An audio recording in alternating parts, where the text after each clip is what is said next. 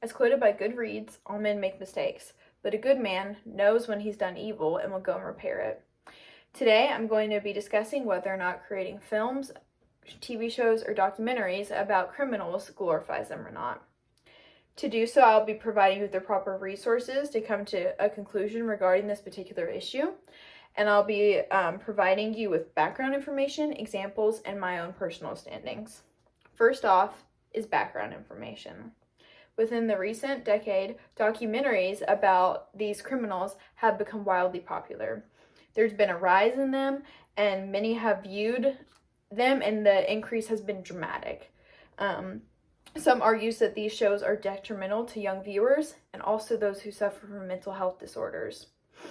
Others argue that these are strictly educational and serve as only a positive role and influence in society.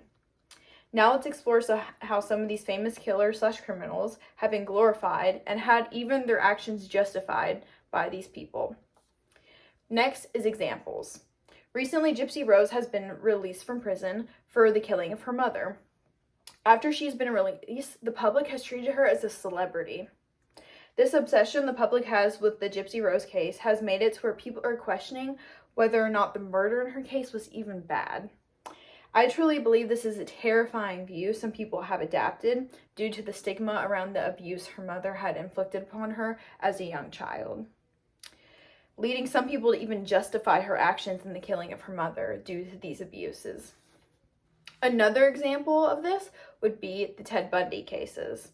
There have been multiple movies, documentaries, shows, and series, Dateline specials, all of these around the Ted Bundy cases. Within the creation of these films, Ted's childhood troubles are always a key focus.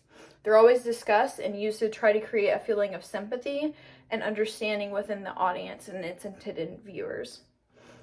Another issue with these films is people don't take them seriously.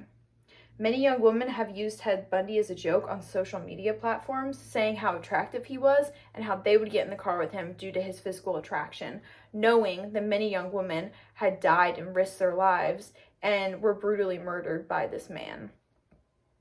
These shows have created a desensitization to all of the helpless victims these killers have and also created a non-serious issue surrounding these topics. Now that I've gone through some of these examples regarding the issues with these films, I'll express my personal standings on the matter.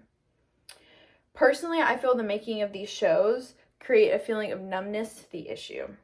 I also believe this gives the people a chance to feel connected and really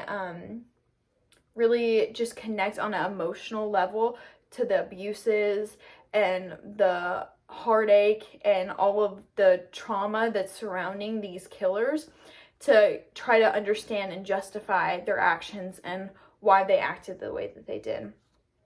I feel that these ultimately create a feeling of people where they can't separate the person from the crime, and they can't recognize the horrible, gruesome nature of the crimes, and even try to justify it through having the emotional connection to the people.